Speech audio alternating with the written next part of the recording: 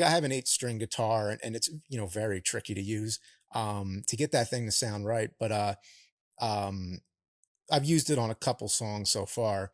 I'm looking forward to your cover of Bleed.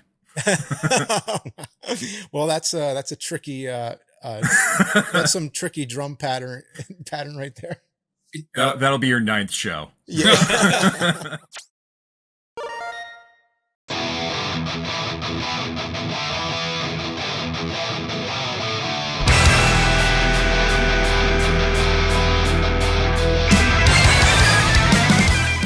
All right. After 2.5 years of Kill Screen being a purely text-based adventure, we have finally done something incredibly stupid, which is to put this up on YouTube in full audio and video. I'm Mike. I'm James. And we could not think of a better person to usher us into this incredibly scary, incredibly frustrating new venture of YouTube than the elder statesman of the platform, better known as the Angry Video Game Nerd, the founder of Cinemassacre, and now the rhythm guitarist for Rex VIPER, Mr. James Rolfe. Thank you very much for taking the time to be with us today. Oh, well, thank you. Yeah. So you're saying this is like a new thing, like showing your faces. It's been mostly text. Yeah. I can't wait for Reddit to just absolutely annihilate us. Yeah, normally we hide behind text. Yeah. No, that's the thing. I mean, a lot of people aren't comfortable showing their face. So it's like, once you've made it past there, it's like nothing's going to stop you now. Well, before we get into the meat and potatoes of our questions, I got to ask you, we're about 1 minute into our interview. How bad of a decision is this? Oh, how bad? It's good. It's all good. All right. So typically when we start these interviews, we like to ask our guests what their very first video game experience was. And we'd obviously still like to know that for you. However, given the circumstances, we have to ask, what was your very first metal experience? Oh, metal experience. Well, kind of late for me. I think when in the 80s, I was listening to like everything my dad was listening to. It was a lot of rock. It was some good stuff, but it was more like, Van Halen was really big, Queen, Genesis, Heart, Bon Jovi, Def Leppard, a lot of that kind of stuff. And first time I heard anything metal, I don't even think it was, I was a teenager at least. I don't think I really knew. I mean, the gateway band, I mean, for everybody, it seems Metallica. I mean, that's the first metal band I heard of. One of my buddies played me Enter Sandman. And then I once heard King Nothing on the radio. And I remember just being like, well, what is this? Like, I didn't even know like a guitar could just have that like crunchy sound. I didn't know you could get that sound out of an electric guitar. I'm like, what is this? Like, this is cool. I like it. And then I started going down the rabbit hole, and it was kind of a sort of a slow thing. But once I got into Metallica, then I started to get into all the bands that influenced them, like Black Sabbath. So I started going sort of backwards in time, and then I got into all types of classic rock and everything. When you were going backwards and checking out some of those older bands, was that like an exciting sense of discovery? Was that something that you were like finding really intriguing and interesting and drawing you in? Oh, absolutely, yeah.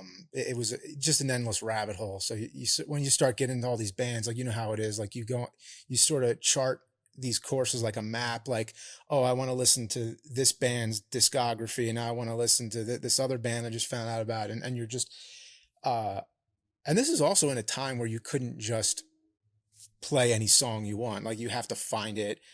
You have to uh you sometimes have to them to play it on the radio, which was fun. I mean, me and one of my buddies would simultaneously call our station and ask them to play "So What," the Metallica cover, and I just remember having a conversation with the DJs, like, "No, dude, the language, like, we can't do it." What year was it that you started listening to Metallica? Because you mentioned Enter Sandman, so it had to be early 90s. Well, they played a free show in Philly in the parking lot of what is now, oh, I don't know what it's called now, the Wachovia. No, that's old. Whatever it is, it's the center.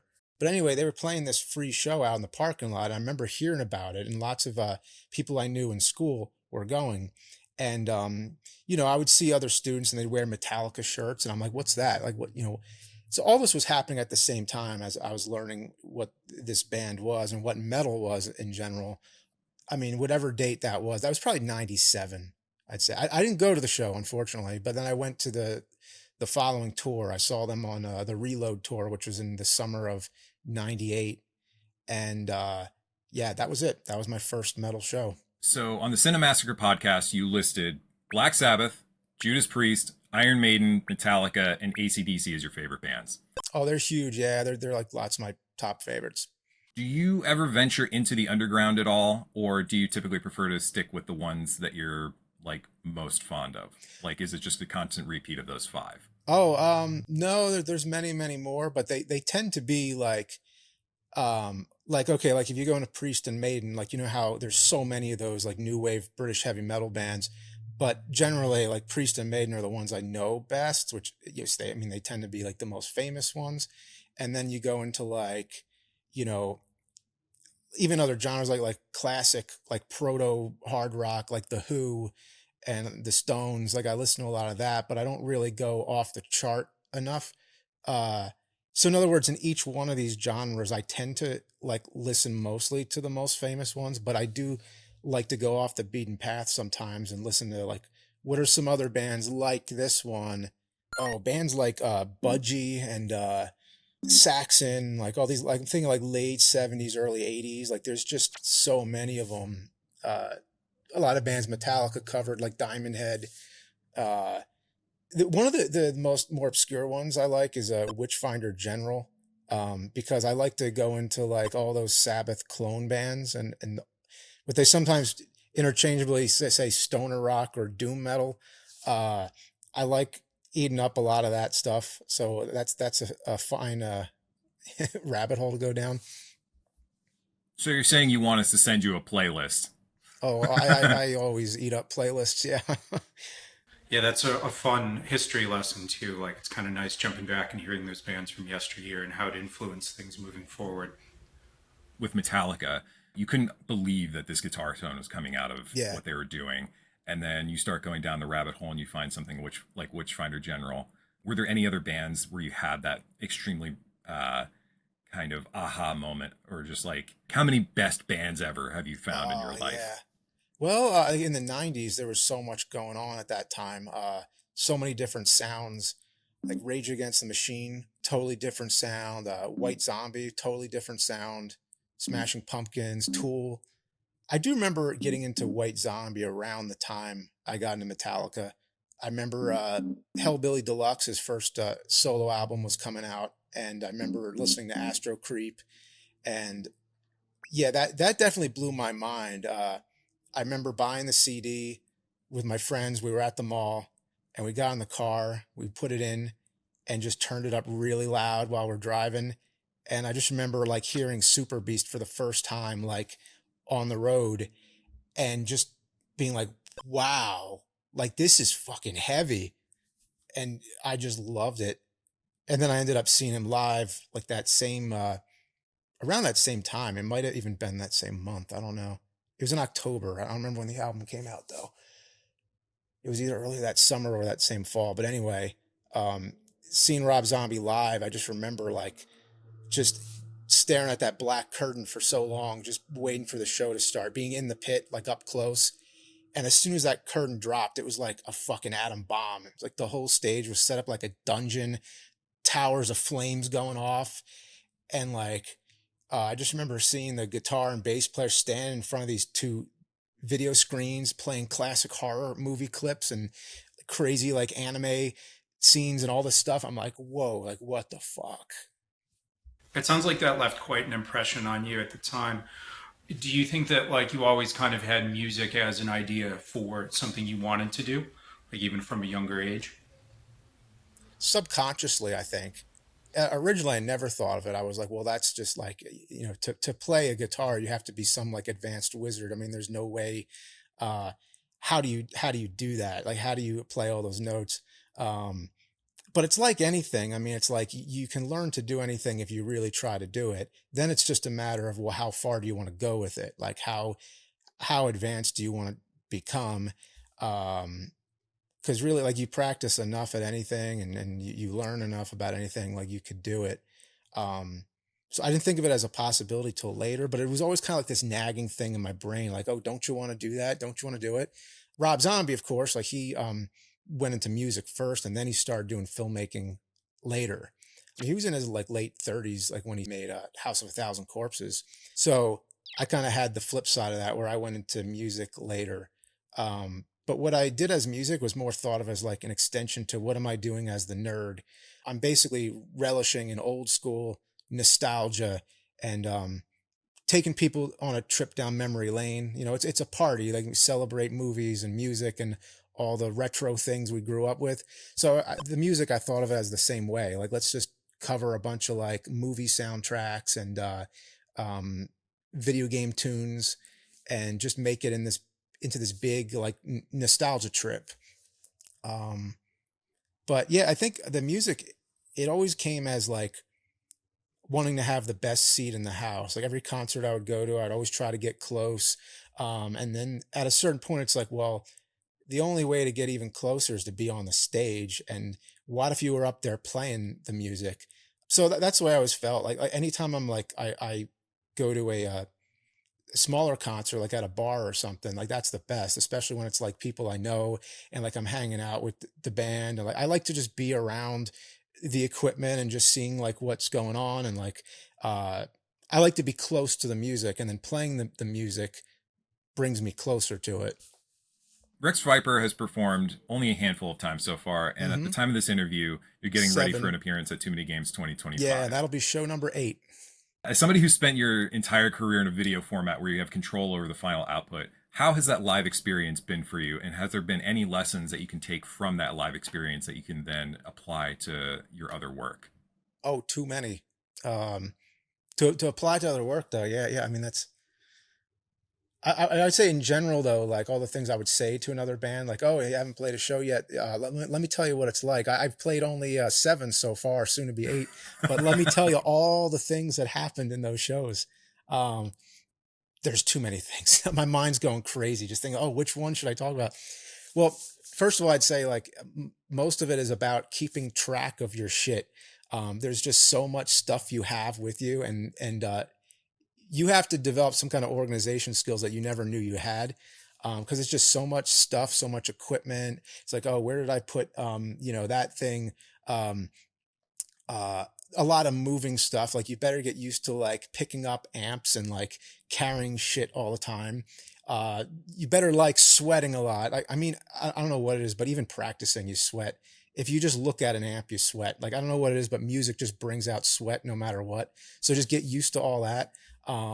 You have to just love it. You just have to embrace that part of it. Um, there's also like uh, that factor where just anything can go wrong. So like every show, like there's some type of equipment that fails, or something that like uh we have 2 shows where a keyboard malfunctioned before the show. You never know what's going to happen. There's always like something we have to fix, but you just sort of like embrace that. You just sort of like laugh about it, and just have fun with it as it goes. Yeah, there's just so much stuff. Where I'm planning to do a video about that at some point. Do like a commentary on like what's all the things that happened during the show. But that's what I knew that before that too, because I've been to so many shows and I see stuff happen. It's like in the world of rock and roll, just anything could go wrong. But that's it. It's like, fuck it, just go. You know, do it, make the show happen. So that's the fun of it. Have you gained an appreciation for other bands in terms of like what they do, both on like that kind of insane Rob Zombie huge stage production kind of sense, and then also the like dive bar band that has to like haul their amps and is playing for like drink tickets effectively? Like, have you Yeah. kind of gained an appreciation for both ends of the spectrum? Oh, absolutely. Yeah. I'm fascinated with both, actually. I know more bands that in the bar situation, but those big like arena shows, it's like a whole other beast. I watched this documentary about Ramstein. It's on YouTube. You could find it. It's basically like what goes into setting up a Ramstein show. It's insane.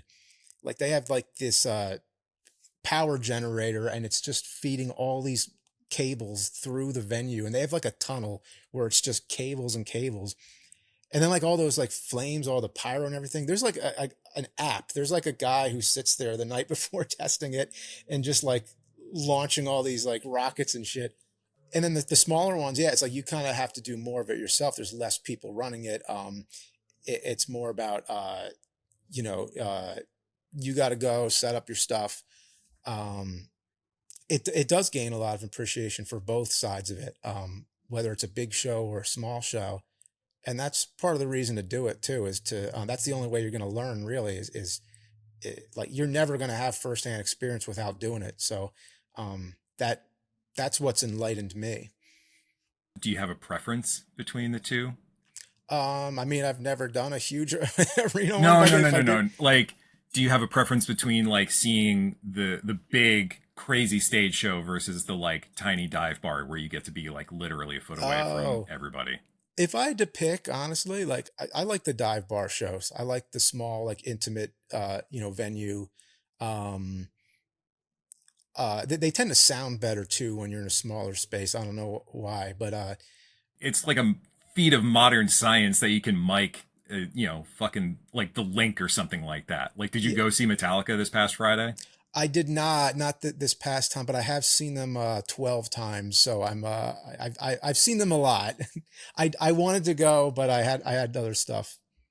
To be able to mic, it almost feels like a fallacy. Like, all right, let's do a line check for this room that's outside that holds 10,000 people and do our best to make it sound, I don't know, passable to be able to recognize what the fuck they're playing. Yeah, Like, I saw Yeah. them at Yankee Stadium one time when the Big Four, and I yeah, remember yeah. there being a delay. You'd see Lars hit a cymbal, and you'd hear it like a second later because we were like way back in like the like nosebleeds, and I'm like, yeah, this probably sounds fine if you're down there, but up here, like this is just like by the time it rumbles all the way back there, like you're catching just like a weird delay.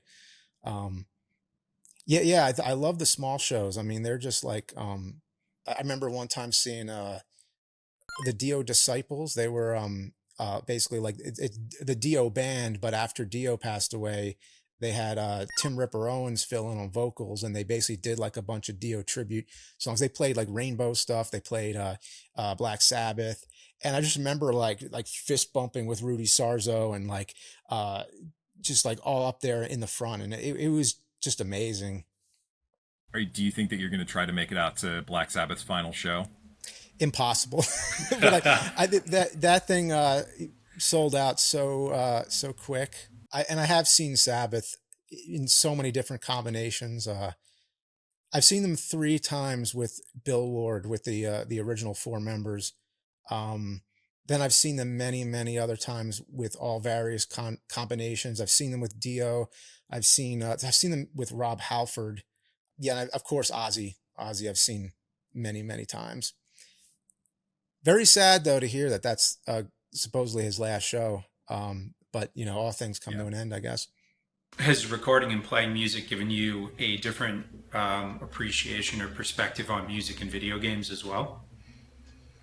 Um, on music and videos, you know what? I think playing music is kind of like playing a video game in a way where there's a certain type of skill set to it. Um, where like you practice at a game and then you get really good at it, but then you play it in front of people and something's different. Something in your head's different when you play. And I've talked to many musicians that say the same thing. Like when you're on stage, it's like it feels different than when you're playing by yourself or even in front of a small group. So like if you're playing a video game and then you have somebody watching you, you're not doing as well, or like you're messing up a little bit here and there, it's not the same. That's what happens on stage. Like you got to get into like a different mindset. You got to keep on doing it until you're like really comfortable. That's what everybody tells me. And it feels more and more comfortable every single show I play too. But like, first time going up there and you play and like, you're like, okay, I got it. And then you'll just miss like a little note here and there. And you're like, oh, fuck, wait, I didn't do that when I practiced it. Why am I doing it now? Um, but that's what it's like playing a video game. Rex Viper songs are all covers with gaming and movie sensibilities in mind. Has there been any consideration for writing original songs, or do you prefer the covers format to really like put your thumb on that sense of nostalgia? Oh, we definitely want to do originals. Yeah, originals that are inspired by, that time period, I guess. But still, we are planning at some point to do originals. We have many other. We have many like demos and some lyrics in all various states of progress. So it's one of those things where you just throw everything on the wall and see what sticks. Um, we have like all these um like spreadsheets of songs and stuff, and like, oh, we want to do this one, or let's combine this one with that. It's really overwhelming actually. So at a certain point it's like, okay, we got to pick, all right, what are we doing here? Let's let's do some of these. But we're happy though finally that people can finally hear some of the stuff we've been working on these past few years. We put them out on YouTube, so like YouTube exclusive for the time being. But eventually we plan to have it like packaged as an album of some form. It'll be announced when when it's on the way. Yeah, you gave a little bit of a teaser on that, saying that it was recorded and mixed. Is that Yeah. going to also contain some originals then? This one, no. This Okay. one's all covers, but the next one, maybe. And you had mentioned as well pressing to vinyl. Obviously, you have lots of physical media on the channel. Why exactly is doing the physical pressing so important to you? Um, I think a lot of us are just like physical media kind of people. Um, we all like vinyl records. We all like having something tangible like that. And I think that when people buy music nowadays, they tend to like some kind of physical product. Like a vinyl record is a good thing to put up on your wall or display on a shelf or whatever. It's like you got the artwork. It's bigger. I mean, CDs are cool too. I know some people actually have a soft spot for cassette as well. And but I mean, streaming, like you're typically subscribed to some kind of streaming service and you can just listen to anything you want. And there's not really any point to like buying anything. I don't think, I don't know. I don't know if people buy digital downloads as often as they used to. I think you get into a different mentality there because I think for a lot of people, it's kind of almost like donating a few bucks to the band to fund. You know what I mean? Because Yeah, yeah. I definitely pursue that method sometimes where as soon as a record comes out, if it's like, wow, I don't really have the space for tons and tons of vinyl. So, here's, the purchase for the digital to kind of help support and, get extra Yeah, excitement, yeah. exposure on the record. Hmm. I think something like Bandcamp Friday too has also Yeah. been a really big driver for buying digital downloads to make sure, like James said, that we're supporting the bands that we really care for, especially for a platform where it's like, Apple Music, they get pennies to the dollar. Spotify, they basically spit in your face whenever you upload your stuff. And then when it comes to Bandcamp, they actually have the chance of like making a couple of extra bucks off of their actual music. So We plan to put it out on everything. So it's like if you like to download digitally, like you got that, and then if you want like a physical vinyl or CD or whatever, we hope that we can put every type of option out there. I'm looking forward to the Rex Viper 8 track. Yeah, Uh, we'd have the number one 8 track of the year probably. I don't know. Does anybody do that?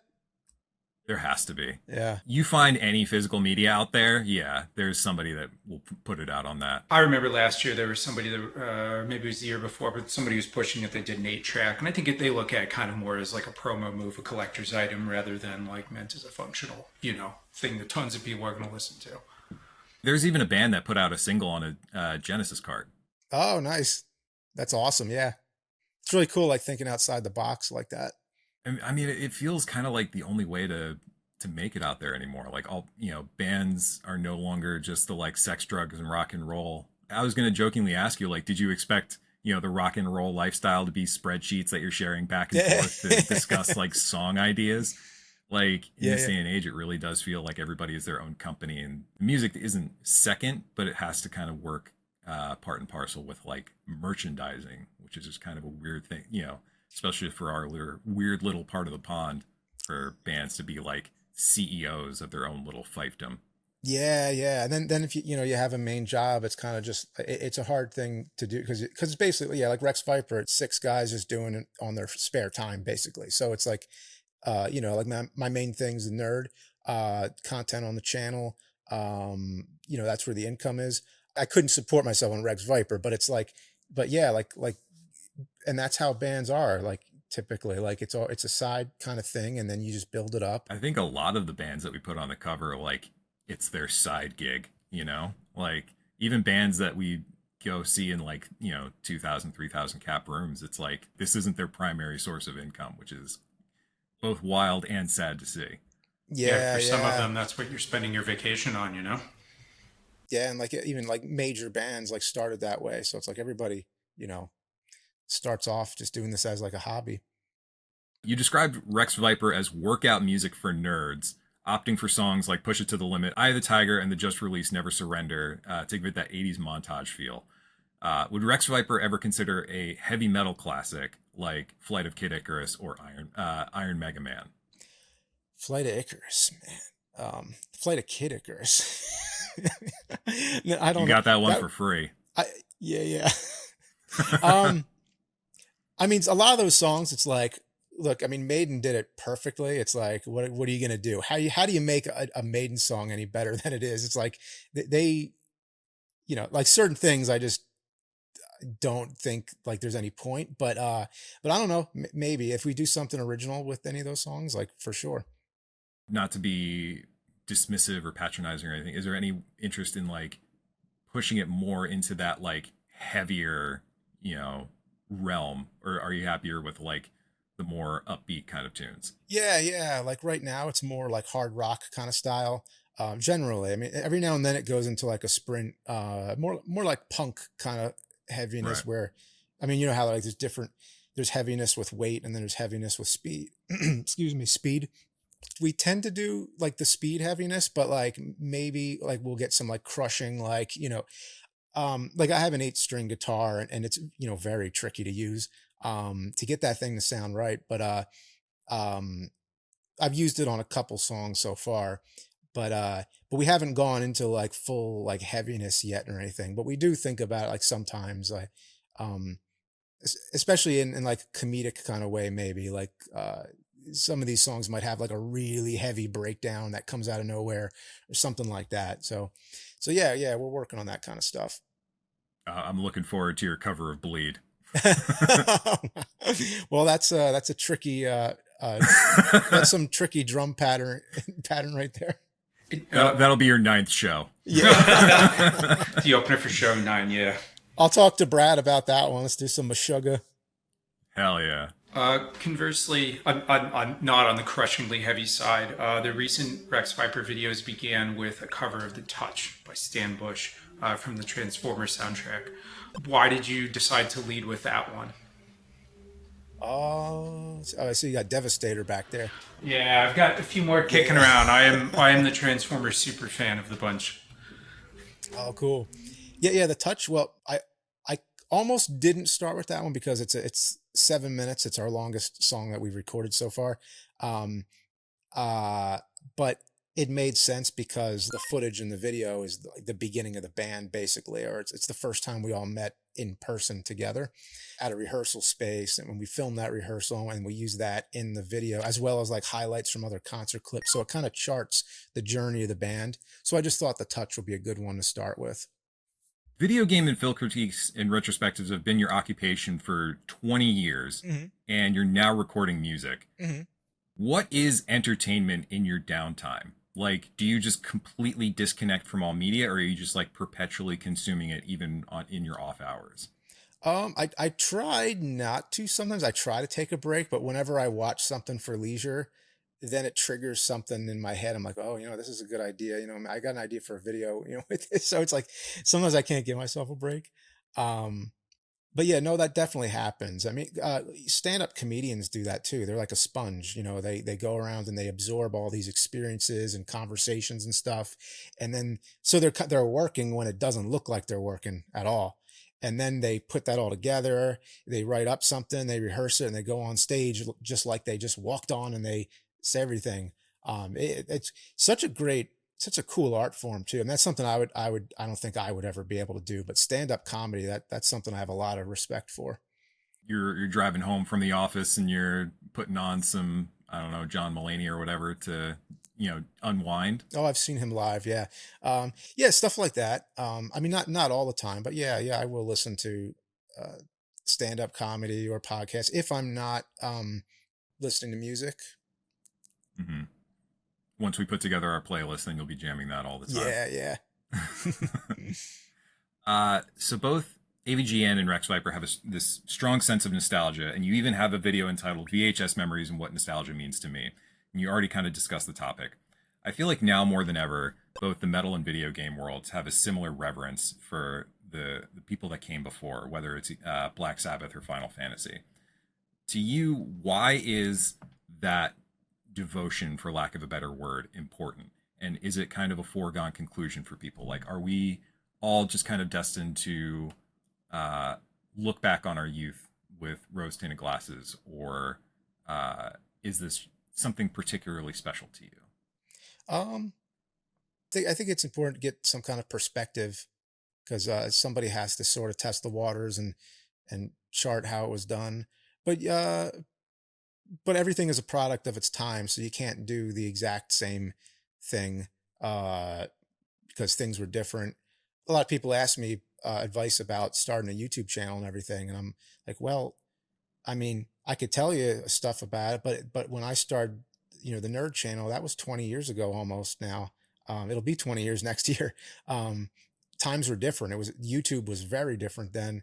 So I don't think I really have much to say that's that relevant towards what, to do today. So basically you can only take like my example or like examples of things that came before and then apply it to now. James and I have had discussions before where people will talk about like the best metal albums of all time. Hmm. And the one that always kind of strikes me is when people say that Black Sabbath's self titled is the best metal album of all time. And in my mind, that almost feels kind of like a slam on the genre as a whole. Like you're saying that the best metal album of all time was the very first one, like true to fashion Hmm. for like, kind of gatekeeping metalheads, where it's like only the first one was the best and then everything else that came afterwards was shit. You're telling me that the genre peaked literally at the beginning and it's just been kind of like a downward trend this entire time. I mean, you even brought up in the Cinemassacre podcast how like, with video games, there's kind of this love-hate relationship where you do the nerd and you focus on retro titles. You focus, a lot on NES, but you do other consoles as well. But you mentioned that like newer games are probably preferable to you, where they're more of an immersive experience. You Hmm. kind of get sucked in a little bit more. And like obviously, you look at the 80s and they're still trying to figure out the fundamentals of the medium as a whole. Nobody can step to Tony Iommi and say that like what he did wasn't important, but like is he the best metal guitarist of all time? Like is he the doom metal god that can never be usurped, Hmm. or is there stuff, coming out today that you feel is like hitting that kind of same sense of excitement? Yeah, yeah. It's like in film class, they would always say Citizen Kane is the greatest film ever made, and it was. You're saying 1941 like was the peak, and every movie went downhill after 1941. That always kind of rubbed me the wrong way. Even though I came around to it again, I'm like, yeah, Citizen Kane is great for what it was. It really is a great film, but best film of all time.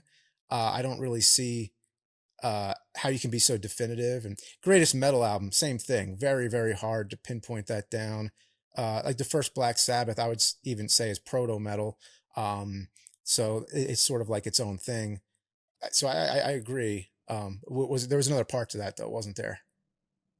Did I It, forget something? I, is nostalgia kind of a foregone conclusion? Like we're now coming up in an era where we're becoming the older generation. People who were born the same year as Cinemassacre forming, as Decibel Magazine forming, are now whole ass adults. It's a new perspective for us to see this new generation kind of looking back on what we considered new at the time, like new and revolutionary, and being like this antiquated technology, which it, truthfully is. Are all people kind of destined to have this fondness for nostalgia, or is it possible for people to be perpetually, living on the bleeding edge of whatever subculture they decide to ascribe to? Yeah, I'm not sure. It does seem very universal. I mean, the subject of nostalgia is very interesting to me. Even when I'm making horror films and writing stories, it always tends to involve nostalgia in a way. I usually tend to go with the dark side of nostalgia, where like a character is sort of like hopelessly lost in the past in some way, whether it's the nerd or board James or anything that I'm doing. Yeah, I don't know. It's very very universal. I'm seeing it happen in my children already. They already like will remember something from years ago, and where it doesn't seem as long for me, but when you're younger, your perspective of the past is longer. And it's weird to think when I started the nerd, I was thinking about like things that games from the 80s and 90s, like that was really a long time ago, which it was, but now it's really a long time ago. Now like the making those videos was longer.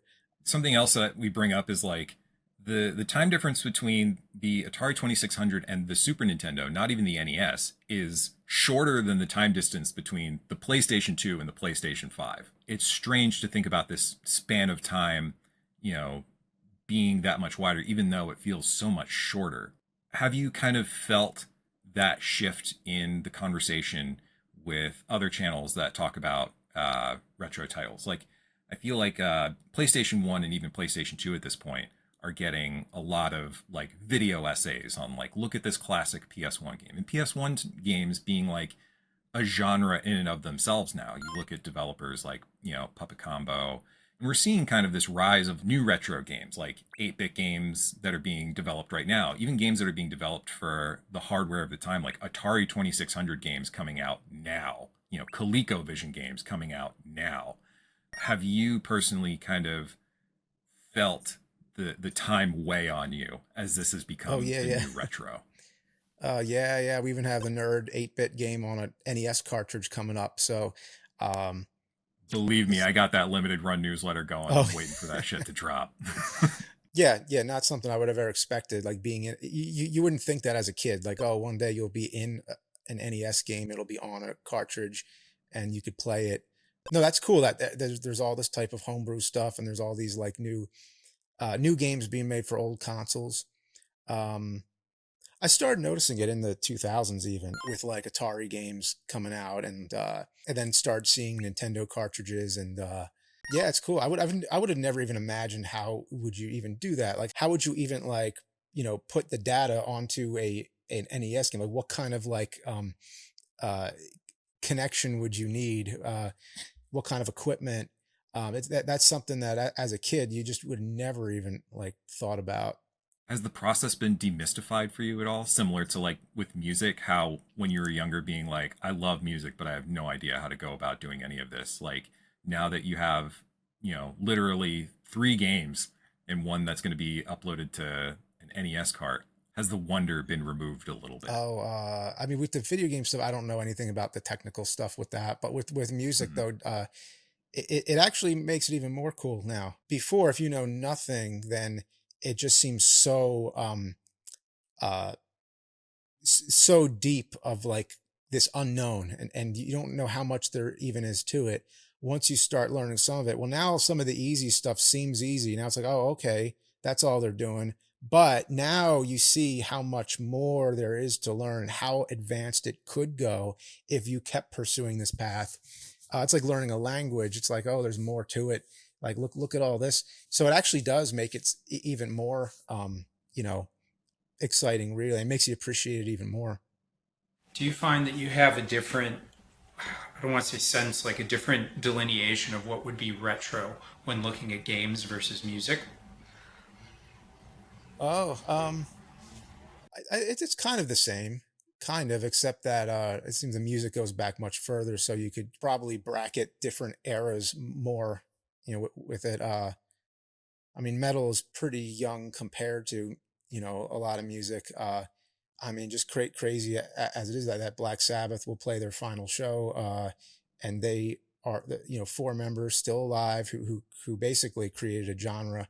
It is kind of incredible that we can say that in our lifetime we experienced, like, we were alive in an era where like Slayer's Hell Awaits came out. Yeah, We were alive for Death's scream bloody gore. Hmm. We were there for Meshuggah's Destroy, Erase, Improve.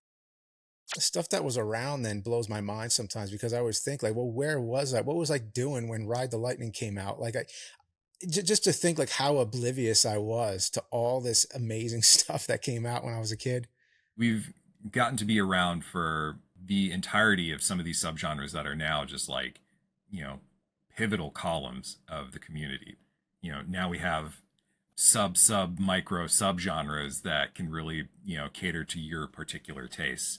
Do you see yourself kind of exploring more of the subgenres as time goes on, whether it be video games or metal, as it expands, or does it feel a little bit too overwhelming for you in order to kind of catch up on decades of what other people have been doing? Oh, no, I'm always like going in between the cracks and finding other stuff.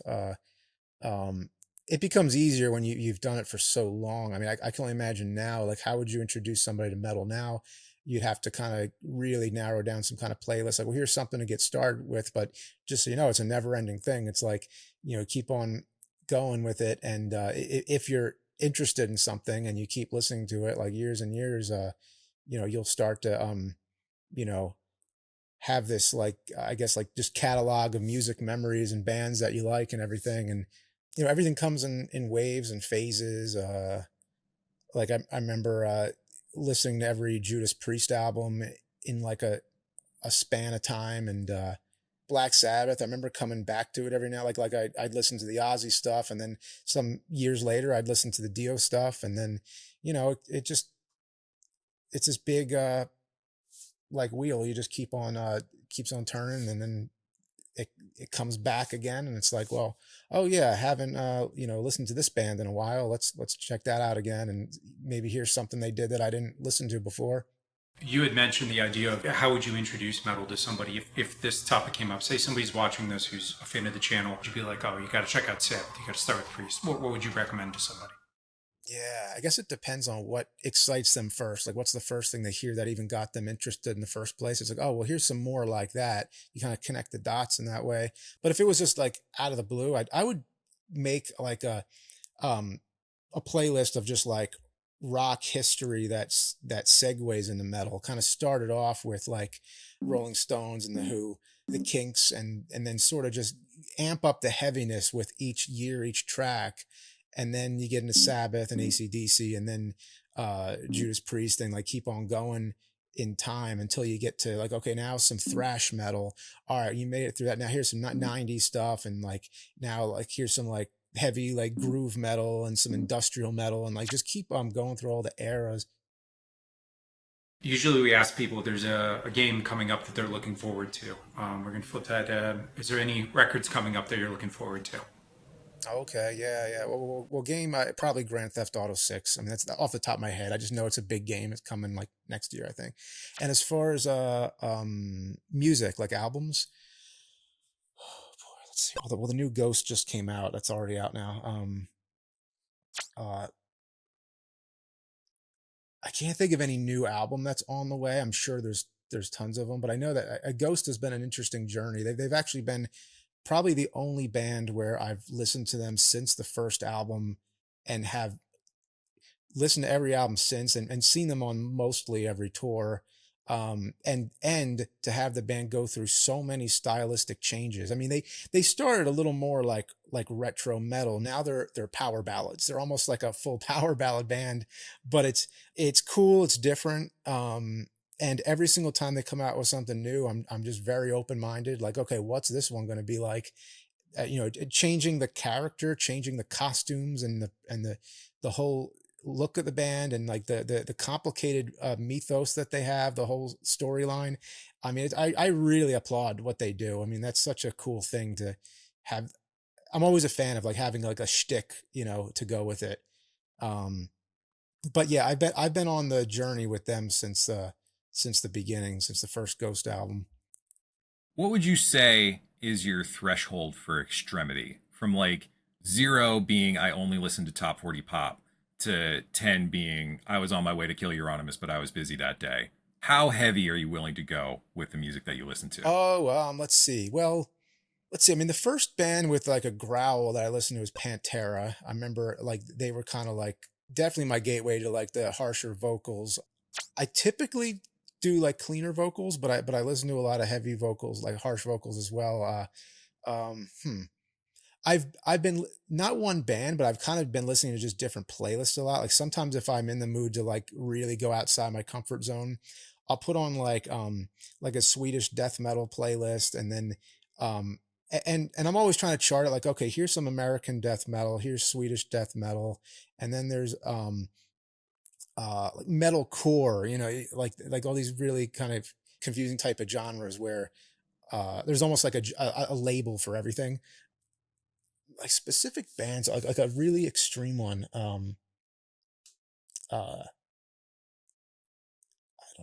why the first thing comes to my mind.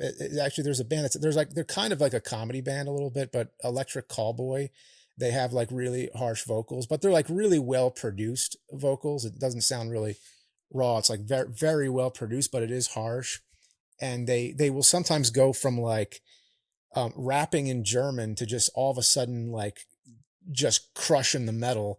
Like it has so many different tonal shifts, and it's really funny. Their videos are really funny. It's a little bit too polished to be extreme, but it does have the wicked extreme vocals to it. So we're not going to be seeing you in the pit during Cannibal Corpse playing Hammer Smash Face. That there's a band too, yeah. Yeah, that's yeah, Hey man, former stars of Ace Ventura, Pet Detective. that's right. Yeah, yeah. Apparently they just filmed that. Like he just came on stage. It was very spontaneous, I guess, when they filmed that scene. He had had some part in that coming about because I know that he had said that he was a big fan of them, or I think he had done an interview talking about how much he loved Napalm Death. But I think that was kind of his pitch where he was like, hey, I want to fit this into the movie somehow. Like I said at the top, we've been doing this for 2.5 years. And when we started doing this, we honestly didn't know if there would be enough people to talk to sustain a hyper niche column focused on both metal and video games. In that time, we very quickly realized that not only is there a community that finds this interesting, we've spoken to people from all generations, all genders, all backgrounds, that has made this really such a diverse kind of topic to discuss. And we realized during that time that the word nerd is no longer the pejorative that it really was. I kind of have theories as to what has contributed to this over time within the extreme metal community. But to you, what, if any, impact do you think playing a foul mouthed, beer drinking, heavy metal loving nerd has done to kind of, if not redefine, recontextualize what that term means? Yeah, yeah, it's interesting because my wardrobe is basically like Revenge of the Nerds, and that was in the '80s where well, I guess maybe that was the first time where they were making nerds cool, really. Uh, like the nerds are fighting back. I mean, it's Revenge of the Nerds, but yeah, nerd used to be more like it's a put down. Nobody wanted to be a nerd, but now nerd is more of a term of endearment.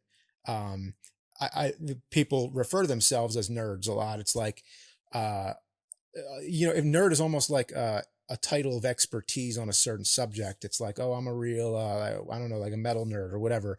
Um, uh, yeah, yeah. So I think nerd has definitely been cool for a while now. So, yeah, it's just like you said. But do you think that your nerd, being such a prominent figure during the development of what would go on to become effectively one of the largest entertainment platforms on planet Earth, do you think that that could have helped shape the reframing of the use of that word? Do you think that my channel had something to do with it? Is that It could. uh, maybe, maybe. I mean, that's nice to think of, but yeah. I don't know if I'm overstepping something, but I think it's kind of often looked at as the way that you had framed shots with the nerd in front of the video game collection, and how that was kind of the progenitor to so many people doing that nowadays. That seems like at least a little bit of an underlining of people saw that and thought like, oh, this isn't something that I need to hide and keep in a basement. This is something I can be proud of and put in front of other people, you know? Yeah. Or at the very least, that NES games that kind of have long been looked at as like kids stuff. I feel like NES in particular was like, this is a toy for children. And now you have this grown man who's swilling Rolling Rock and getting really pissed off and like saying really lewd things about Little Red Hood. You know Yeah. what I mean? Like, are you a bit more humble or reticent to kind of claim any kind of like credit in terms of that? Oh, I don't know. I guess I suppose so. Yeah. I mean, I guess you know, I sort of became like the nerd. So definitely not the first nerd and not the last nerd, but I am a nerd and I have had a channel for 20 years almost. So yeah. Well, I just wanted to say thank you very much for taking the time. This has been really great, and I hope that this isn't our last video interview.